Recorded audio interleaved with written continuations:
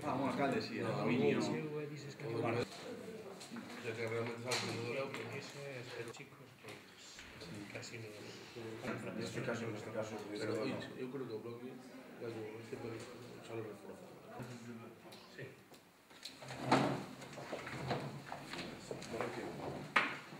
Está presente, pola miña parte, e unha vez dito isto, consideracións para que el lles poida trasladar con maior precisión.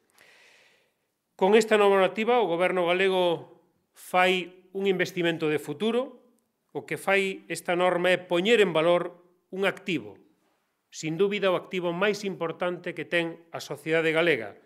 Ese 500.000 de mozos e mozas da nosa comunidade autónoma, con esta lei, teñen unha regulación dos seus dereitos, pero, sobre todo, teñen unha garantía do acceso aos órganos de representación, aos servicios públicos, e preténdese tamén con esta lei que teñan unha mellora no que é a coordinación interna da propia administración en esta materia.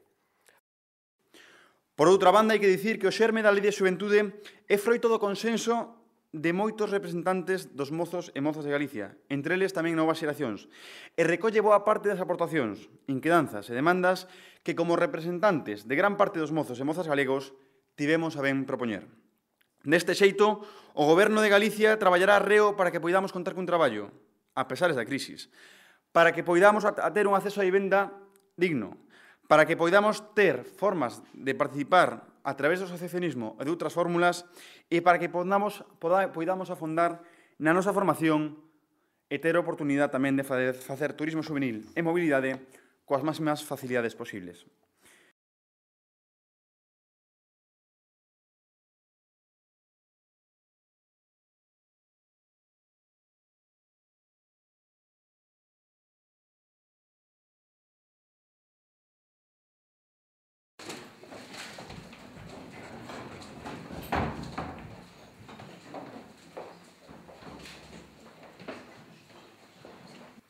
Pois unha novidade importante para un sector máis que importante de Galicia.